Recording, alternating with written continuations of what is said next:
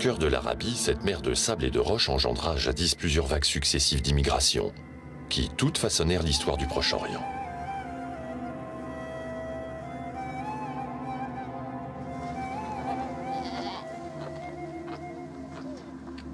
L'homme s'installa ici il y a plus d'1 million d'années, avant de se déplacer peu à peu vers sa périphérie, en quête de terres plus fécondes. Et c'est ainsi que les premières populations atteignirent ce qu'il est courant d'appeler le croissant fertile.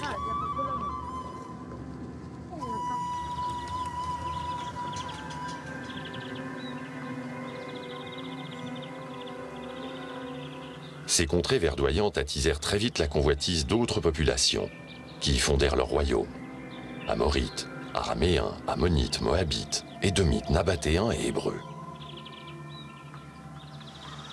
100 fois cités par la Bible, ces peuples parlent tous la même langue, celle de Sem, fils de Noé, qui se ramifie en plusieurs dialectes sémitiques.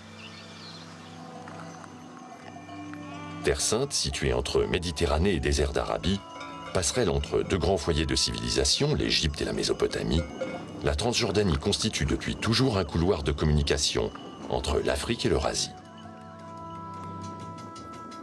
Cette voie, plus connue sous le nom de route royale, est empruntée depuis les temps bibliques. Moïse et son peuple l'auraient foulée pour rejoindre la terre promise. Son tracé guide ensuite les premiers pas des chrétiens et quelques siècles plus tard, ceux des croisés venus combattre l'islam. Tous laissèrent ici l'empreinte de leur foi. En 1933, les pères de la custodie de Terre Sainte entreprennent des fouilles au sommet du mont Nebo et découvrent les ruines du mémorial de Moïse. Dominant la mer Morte, il évoque le dernier épisode de sa vie et par conséquent l'Exode. Souvenez-vous, les Hébreux libérés d'Égypte, la révélation dans le Sinaï, la traversée des royaumes d'Édom et de Moab descendant de Lot, le mont Nebo et enfin la terre promise.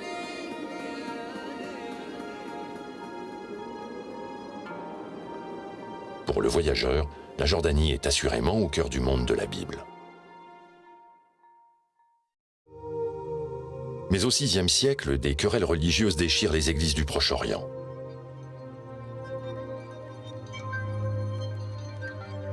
Le temps passe et en 632, une nouvelle religion éclot sous l'impulsion du prophète Mahomet.